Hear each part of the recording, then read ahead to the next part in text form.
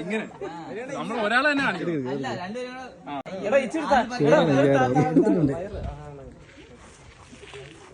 കോവിലിൽ പുലർവേളയിൽ ജയദേവഗീതാലാപനം കേവലാനന്ദാമൃത തിരയാഴിയിൽ നീരാടിന പുത്തിലന്നീ ചോട്ടിൽ മലർമുത്തു കോർക്കാൻ പോകാം ആന കേറാമേട്ടിൽ ഇനി ആയിരത്തിരി കൊളുത്താം ഇനിയുമീ കഥകളിൽ ഇളവേൽക്കാൻ മോഹം ശ്രീരാഗമോ